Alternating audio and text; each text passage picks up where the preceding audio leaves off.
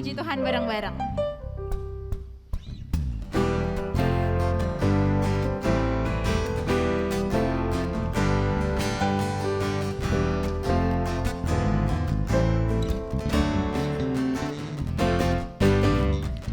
Karyamu mempesonaku, kau angkatku dari gelap, kasih tulus memberi warna.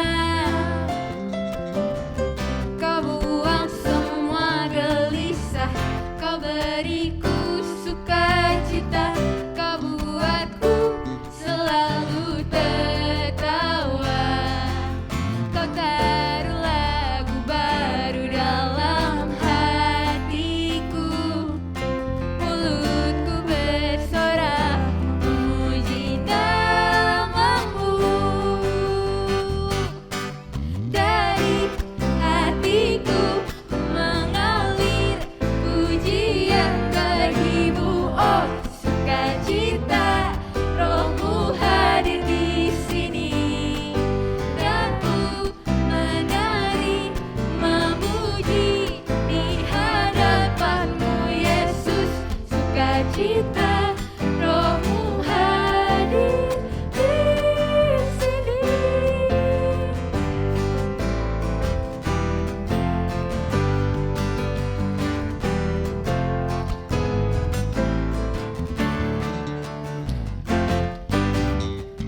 Karyamu mempesonaku, kau angkatku dari gelap, kasih tulus memberi warna. Kau buang semua gelisah, kau beriku sukacita, kau buatku selalu tertawa. Kau taruh lagu baru dalam hatiku, mulutku bersorak memuji namamu. Dari hatiku mengalir pujian bagimu, oh sukacita, rohmu hadir di sini. Dan ku menari memuji di hadapanmu, Yesus, sukacita, rohmu hadir di sini. Hatiku mengalir pujian bagimu, oh sukacita, rohmu hadir di sini. Dan ku menari memuji di hadapanmu, Yesus, sukacita, rohmu hadir di sini. La la la la la la la la. Haleluya. La la la la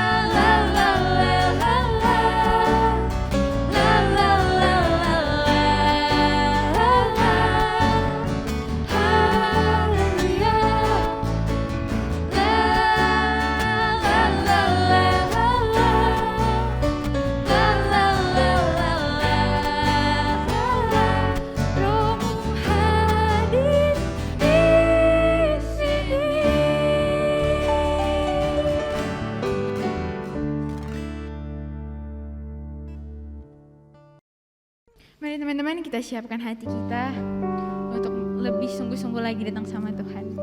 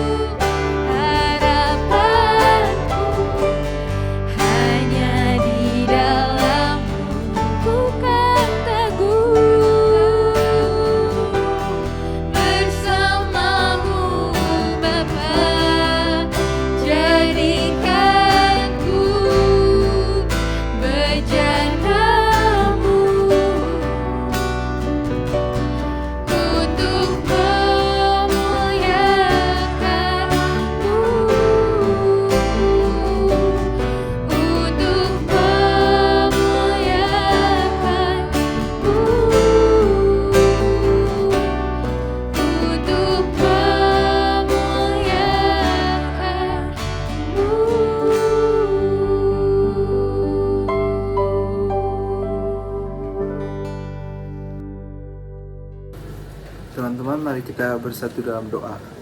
Tuhan, terima kasih Tuhan karena Engkau sudah mengumpulkan kami di sini ya Tuhan, di rumah kami masing-masing ya Tuhan, walaupun secara daring ya Tuhan, kami percaya kuasa-Mu mengalir dari setiap kami ya Tuhan.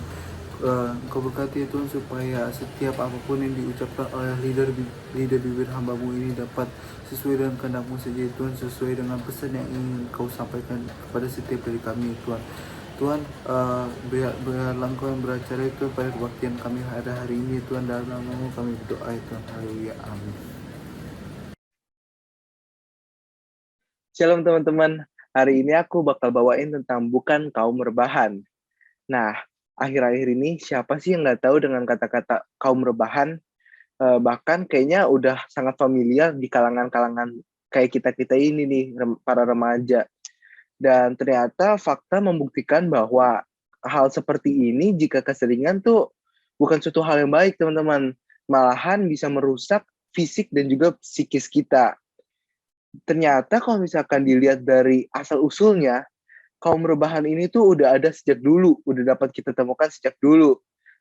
Dan karena hal ini tuh merupakan suatu bentuk dari kemalasan. Kemalasan sendiri membuat kita tuh rugi akan banyak hal. Seperti miskin. Miskin dalam apa aja sih? Miskin dalam pengetahuan, miskin dalam harta, miskin dalam waktu, dan yang lebih parahnya lagi adalah miskin akan firman Tuhan. Nah, ternyata hal ini juga udah ada di Alkitab teman-teman, yang dinyatakan dalam Amsal yang ke-12 ayatnya yang ke-27. Amsal 12 ayatnya yang ke-27. Orang malas tidak akan menangkap buruannya, tetapi orang rajin akan memperoleh harta yang berharga. Di ayat ini tuh udah jelas ya teman-teman ya. Kalau misalkan kita bermalas-malasan, kita nggak dapat apa-apa. Sedangkan kalau misalkan kita rajin, kita bakal dapetin sesuatu yang berharga. Dan nggak heran kalau di akhir-akhir ini juga banyak orang yang berkata kalau kaum rebahan adalah kaum yang serba benar, yang paling benar dan nggak mau dikritik. Karena apa sih teman-teman? Karena bagaimana kita tahu kebenaran kalau misalkan kita tiduran doang? Gimana kita tahu kebenaran kalau misalkan kita bermalas-malasan, kita aja nggak tahu suatu hal yang benar dan yang salah, suatu hal tentang pengetahuan.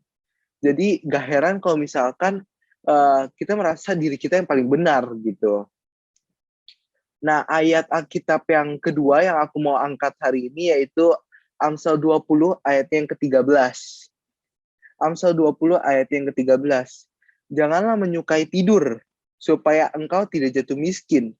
Bukalah matamu, dan engkau akan makan sampai kenyang. Nah, di ayat ini dipertegas kembali, teman-teman. Kalau misalkan kalau kita misalkan melakukan hal yang kurang berguna, hal yang nggak penting, yang kurang membawa impact buat diri kita dan buat sesama kita, kita tuh jadi hal yang kita lakukan itu menjadi sia-sia. Dan seperti yang tadi kita omongin di atas, kita akan jatuh miskin. Dan kalau misal coba kalian renungkan, coba kalian bayangkan teman-teman, kalau misalkan kita tidak melakukan hal yang kurang berguna, kita tidak melakukan rebahan, bukankah kita bisa melakukan banyak hal yang lebih berguna, seperti melakukan mengerjakan tugas. Terus kalau misalkan kita lihat lagi, kita bisa berolahraga atau melakukan hal-hal lainnya yang kalian suka, membaca dan lain-lainnya. Nah, banyak juga dari kita tuh melakukan malas-malasan karena berbagai faktor. Mulai dari faktor merasa diri kita tuh kecil, merasa diri kita tuh kurang mampu lah mengerjakan suatu hal ini, suatu hal itu. Atau kita merasa kita udah pernah gagal nih, terus kita jadi nggak mau nyoba lagi. Kita takut akan kegagalan yang kedua kalinya gitu. Namun kita tuh harus ingat tuh teman-teman, bahwa kita tuh di dunia ini memiliki visi dan misi dari Tuhan, yaitu visi dan misi yang kekal, visi dan misi yang mulia. Dan kita juga harus ingat, tidak ada tempat untuk atau bagi orang-orang yang pemalas, bagi orang-orang yang enggan melakukan ini itu. Sehingga kita tuh kalau misalkan kita masih bermalas-malasan, kita masih ogah-ogahan, itu tuh melanggar atau sama aja kita kayak menentang tujuan Allah dalam menciptakan kita. Hal ini juga dinyatakan di dalam Efesus pasal yang kedua ayat yang ke-10 yang berbunyi, karena kita ini buatan Allah diciptakan dalam Kristus Yesus untuk melakukan pekerjaan baik yang dipersiapkan Allah sebelumnya. Ia mau supaya kita hidup di dalamnya. Nah, jadi Tuhan tuh udah mau nih supaya kita setiap ciptaannya melakukan hal-hal yang baik, melakukan hal-hal yang positif, spread positivity. Nah, gimana sih emang caranya untuk gak bermalas-malasan? Apalagi kalau misalkan biasanya kita cuma melakukan rebahan doang nih sehari-hari. Nah, aku mempunyai 4 poin yang menurut aku sangat relevan lah untuk kita dan cukup gampang untuk dilakukannya. Pertama-tama pasti kita harus know your vision. Know your vision tuh apa sih? Cari dulu, kita harus tahu nih visi kita tuh apa sih di dunia ini. Tanya dulu ke Tuhan nih. Cari visi tuh emang gimana sih? Cari visi tuh bukanlah suatu hal yang sulit teman-teman sebenarnya untuk kita gapai. Pertama-tama kita pasti tentunya harus membangun relasi dengan Tuhan. Harus bangun hubungan nih. Gimana sih cara kita tahu yang Tuhan maksud kalau misalkan kita aja nggak deket sama Tuhan. Kita aja nggak sering berkomunikasi dengan Tuhan. Nah, ingat kalau ada pepatah yang berkata nggak kenal maka nggak sayang gitu. Selanjutnya kita juga bisa melakukan banyak hal yang kita cintain. Banyak hal, experience baru. Untuk tahu nih, yang mana sih yang kita suka, yang mana sih yang kita demen nih kayaknya nih, yang kita cocok nih kayaknya buat aku nih gitu. Dan relasi dengan Tuhan, berbicara dengan relasi dengan Tuhan, itu jelas dikatakan dalam Yeremia yang pertama, ayat yang kelima. Yeremia 1 ayat yang kelima berkata, sebelum aku membentuk engkau dalam rahim ibumu, aku telah mengenal engkau, dan sebelum engkau keluar dari kandungan, aku telah menguduskan engkau. Aku telah menetapkan engkau menjadi nabi bagi bangsa-bangsa. Balik lagi ke teman-teman, di sini Tuhan berbicara lagi tentang visi kita, tentang misi kita di dunia ini tuh apa. Dan ayat ini bahkan bukan semena-mena bagi sekitar kita doang. Kita sudah ditetapkan sebagai nabi-nabi bagi bangsa-bangsa. Nah, ayat ini juga memberitahu nih tentang Tuhan menciptakan kita tuh bukannya semata-mata, udahlah, ciptain aja buat menu-menuhin bumi gitu, buat menu-menuhin dunia kita, dunia ini gitu, atau hanya sembarangan kita diciptakan aja tanpa tujuan, tanpa blueprintnya kita. Enggak teman-teman, itu salah, itu jelas salah teman-teman. Bahkan Tuhan itu udah punyain setiap visi. Dan ingat lagi teman-teman, kalau ke ayat yang berkata setiap helai rambut kita juga Tuhan tahu, yang rontok gitu, yang jatuh kita Tuhan tahu. Jadi di ayat itu juga berkata kita tuh sangat penting teman-teman, kita sangat berharga di mata Tuhan. Jadi pergunakanlah diri kita sebaik mungkin. Tuhan aja udah men-treat kita sebagai suatu hal yang berharga banget. Masa kita mengabaikan diri kita dengan melakukan semau kita, bermalas-malasan, atau melakukan hal-hal lain yang kurang berguna. Nah, itu poin yang pertama teman-teman. Itu poin untuk know your vision. Nah, yang kedua, aku bakal bawain poin tentang don't underestimate yourself. Nah, poin ini tuh menurut aku sih sangat penting ya, karena banyak banget dari anak-anak remaja yang sekarang menganggap dirinya itu rendah, dirinya itu kecil. Kalau misalkan dibandingkan dengan orang-orang yang lain, kita tuh nggak berharga. Kayak misalkan kita disuruh melakukan suatu hal yang besar, kita udah underestimate diri kita sendiri. Nah, kenapa sih poin ini menurut aku sangat penting? Karena kalau misalkan kita aja udah ngeraguin diri sendiri, gimana Tuhan yang mau bantu kita? Nah, masa kita aja udah nggak percaya diri, gimana orang-orang lain di sekeliling kita yang mengandalkan kita gitu? Dan aku juga balik lagi nih, keinget tentang pepatah yang berkata, kalau kita tidak pernah coba, mana kita tahu rintangannya itu sesulit apa, rintangannya itu sedahsyat apa sih gitu. Jadi intinya adalah coba dulu. Dan di poin ini menurut aku support system itu sangat mempengaruhi. Karena apa sih? Karena kalau misalkan di saat kita down, di saat kita kurang percaya diri, aku percaya support system itu akan membangkitkan semangat kita, membangkitkan kepercayaan diri kita lagi nih. Support system tuh dapat dari mana aja sih?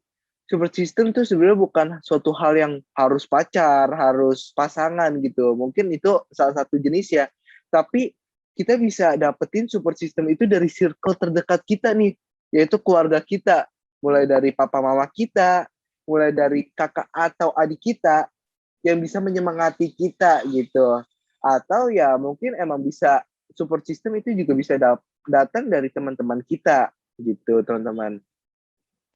Nah, di sini aku pengen share nih cerita aku tentang don't underestimate yourself. Dulu waktu aku mengikuti suatu beasiswa yang mungkin teman-teman tahu, di situ aku nggak berhasil sih sebenarnya beasiswa ini. Cuman aku dapat pengalaman penting banget dari beasiswa ini. Nah, di saat ada satu tes yang tes ini tuh sebenarnya tes psikologik gitu, psikologik tes. Di situ tuh aku meng-underestimate diri aku lah anggapannya. Kayak aku merasa diri aku tuh nggak bisa lah, diri aku tuh nggak kuat, nggak ngerti gitu loh tentang psikologik ini tuh. Jadi kayak aku tuh meng-underestimate, tapi di satu sisi aku tetap belajar dan aku tetap berdoa terus kepada Tuhan. Dan ternyata pas tes ya benar, aku merasa nggak bisa ngerjainnya. Dan aku cuman di situ tuh aku teringat kalau misalkan aku cuma bisa pasrah kepada Tuhan. Dan ternyata pas akhir tesnya dan pengumumannya itu jadi cepat gitu. Ternyata Tuhan masih ngasih kesempatan buat aku untuk lanjut lagi di tahap selanjutnya. Jadi di sini tuh intinya aku mau ngasih tahu kalau misalkan kita tuh jangan underestimate diri kita dulu. Kita harus melakukan semaksimal kita dulu. Pokoknya kita misalkan kita nggak bisa, ya udah sebisa mungkin kita lakukan all out teman-teman. Dan percayalah kalau misalkan kita udah all out, kita udah menyerahkan diri sepenuhnya juga kepada Tuhan, tangan Tuhan tuh gak kalah besar loh teman-teman dari apapun itu. Tangan Tuhan tuh pasti bekerja buat setiap dari kita. Dan Tuhan juga akan mengabulkan doa-doa kita jika kita meminta sesuatu kepadanya menurut kehendaknya. Di situ tercantum dalam 1 Yohanes 5 ayat yang ke-14. Nah gitu teman-teman. Selanjutnya aku bakal ngebawain juga tentang time is limited. Ini poin ketiga aku. Time is limited. Itu kayak udah familiar banget gak sih teman-teman? Time is limited ini berbicara tentang waktu. Mungkin teman-teman juga udah mulai, apaan sih? Waktu emang sepenting apa sih gitu. Tapi di sini aku pengen ngebawain satu ayat dulu dari Kolose 4 ayat yang ke-5 yang berbunyi, hiduplah dengan penuh hikmat kepada orang-orang luar. Pergunakanlah waktu yang ada. Nah, Alkitabnya udah ngomong, udah jelasin. Pergunakanlah waktu yang ada. Ini jadi waktu itu merupakan suatu faktor yang gak kalah penting dari faktor-faktor lainnya. Hal yang sudah biasa kita dengar ini tuh seringkali kita abaikan. Seringkali kita udahlah, bodo amat lah waktu. Ya udah suka-suka gue aja, orang gue aja yang punya waktunya. Maksudnya gue aja yang ngerti nih gue harus ngelakuin apa aja. Nah, oke teman-teman, bener. Teman-teman emang yang lakuin ya, tapi ingat waktu itu tuh dari Tuhan. Dan ingat juga kalau waktu itu gak bakal bisa diulang lagi teman-teman. Karena ingat penyesalan selalu datang di akhir. Dan kita harus menggunakan waktu kita sebaik mungkin. Dan gimana sih cara untuk menggunakan waktu sebaik mungkin? Ya dengan adanya time management teman-teman. Nah, sebenarnya kalau misalkan kita ngomongin tentang waktu ini, main game, menonton film, dan lainnya itu salah gak sih? Jawabannya adalah enggak, teman-teman. Cuman menurut aku yang bikin salah adalah konsepnya. Konsepnya itu ketika kita masih memiliki banyak kerjaan, masih memiliki banyak tugas, tapi malah kita main, malah kita menonton film, malah kita ya udahlah, tugas nanti aja lah, kewajiban kita nanti aja lah.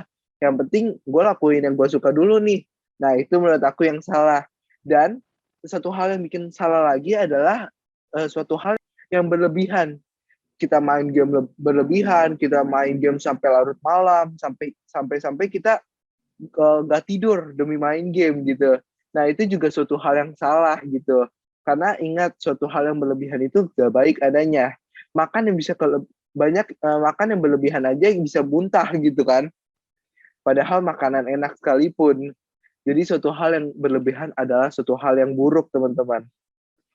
Nah, untuk poin yang terakhir, aku akan bawain tentang upgrading yourself. Jadi yang pertama tadi ada know your vision. Yang kedua ada don't underestimate yourself. Yang ketiga ada time is limited. Dan yang terakhir aku akan bawain tentang upgrading yourself. Setelah kita melakukan 3 poin yang di atas, kita udah bisa time management, kita udah bisa percaya diri nih atas apa yang kita lakukan. Tapi jangan sampai kita lalai, teman-teman. Jangan sampai kita merasa kehidupan kita udah cukup sampai situ. Dan kita akhirnya merasa berputar-putar terus menerus di hal yang sama, di fase yang sama setiap harinya. Dan hal itu disebut juga dengan stagnansi kehidupan. Dan jika kita udah merasakan suatu hal yang seperti itu, marilah kita membuat diri kita itu seperti baru lagi, new me gitu. Dan di new me ini kita harus mengubah diri kita 180 derajat dari kehidupan kita yang sebelumnya. Dengan cara meninggalkan kebiasaan-kebiasaan buruk kita, seperti mencontek, malas-malasan, atau jarang ibadah, jarang membaca firman Tuhan. Kita tinggalkan semua itu dari kehidupan lama kita menjadi kehidupan yang baru kita. Nah, upgrade yourself juga membicarakan tentang keluar dari zona nyaman kita. Gimana sih kita harus mengeksplor diri kita lebih lagi, kita harus mengupgrade diri kita ya dengan cara keluar dari zona nyaman itu, teman-teman. Dan aku akan membawain tentang suatu cerita yang mungkin ini bisa jadi cerita penutup kita, cerita terakhir kita nih, yaitu tentang Saulus bertobat. Nah, Saulus bertobat ini tuh ada di Kisah Para Rasul 9 ayat yang pertama sampai ke-19. Jadi ceritanya ini tuh tentang Saulus yang seseorang yang merupakan suatu orang yang sangat keji, suatu orang yang sangat membenci tentang orang-orang yang menyembah firman Tuhan atau orang-orang yang menyembah tentang Tuhan. Itu bisa berubah total, bisa mengubah dirinya 180 derajat dari dalam perjalanannya ke Damsyik. Dan di cerita ini juga jelas menunjukkan bahwa Tuhan itu turut bekerja, turut mengambil peran yang besar dalam kehidupannya Saulus. Di cerita ini juga menunjukkan bahwa Tuhan cinta kepada kita. Maksudnya Tuhan tuh sayang kepada kita. Tuhan mau kita bertobat. Tuhan masih membuka tangannya. Walaupun dosa kita mungkin segunung, dosa kita mungkin banyak banget gitu, teman-teman. Mungkin nggak terhitung. Dan kita juga sebagai anak-anaknya Tuhan mau nih belajar dari kisah Paulus ini. Dengan cara kita nggak mengkeraskan hati. Kita bisa mengupgrade diri kita ya dengan cara kita bertobat. Kalau misalkan Tuhan udah izinin pertobatan kita, akan mudah kok, teman-teman. Tuhan bahkan bisa menunjukkan cara-caranya yang ajaib dan dahsyat dengan cara-caranya Tuhan, cara-cara mulia Tuhan gitu, teman-teman. Dan kita meninggalkan kehidupan lama dan menjadi influencer bagi sekitar kita, seperti yang kita udah bahas nih di bulan lalu yang harusnya kita udah tahu nih gimana sih caranya jadi influencer dan apa sih sebenarnya influencer itu bagi kehidupan kita gitu teman-teman. So teman-teman jangan sampai nih waktu kita terbuang sia-sia, apalagi hanya untuk rebahan. Dan jangan sampai juga rebahan itu merupakan suatu rutinitas, suatu habit bagi kehidupan kita. Siapa sih yang nggak mau sukses gitu teman-teman. Dan hal rebahan ini juga lama-kelamaan kalau misalkan kita lihat dapat merugikan orang lain loh teman-teman. Contohnya nih, kita karena males kita nyontek dari teman kita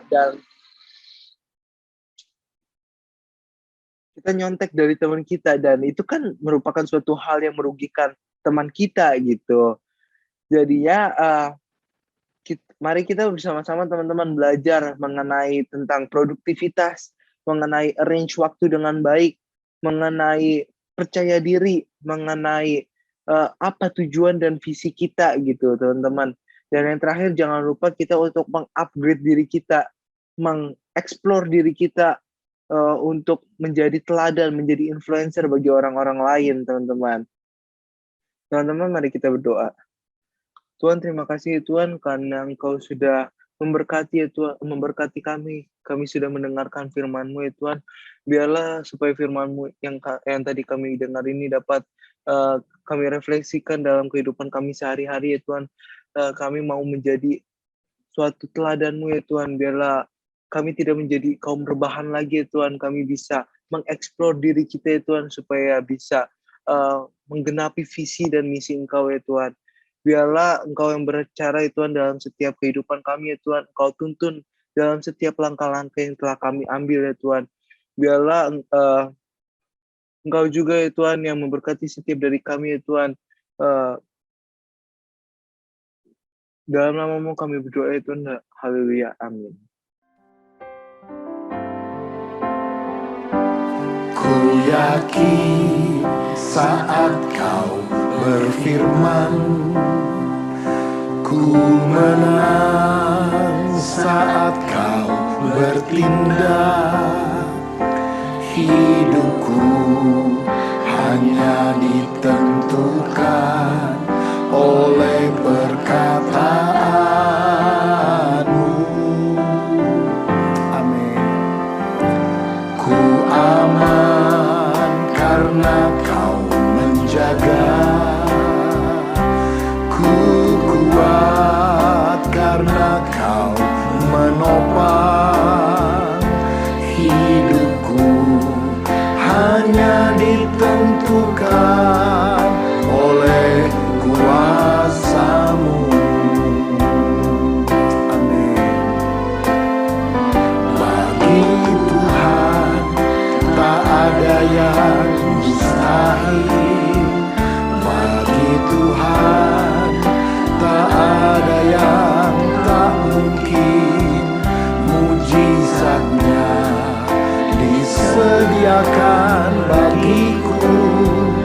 Ku diangkat dan dipulihkannya. Saudara sekalian, saat ini kita akan menerima perjamuan kudus. Alkitab berkata, sebab apa yang telah kuteruskan kepadamu telah aku terima dari Tuhan, yaitu bahwa Tuhan Yesus pada malam waktu Ia diserahkan, mengambil roti dan sesudah itu Ia mengucap syukur atasnya. Ia memecah-mecahkannya dan berkata, inilah tubuhku yang diserahkan bagi kamu, perbuatlah ini menjadi peringatan akan aku. Mari kita siapkan roti di tangan kanan kita. Apakah sudah percaya roti yang diberkati ini ada persekutuan dengan tubuh Tuhan Yesus yang telah dipecah-pecahkan karena dosa-dosa kita? Amin. Mari kita makan dalam nama Tuhan Yesus Kristus.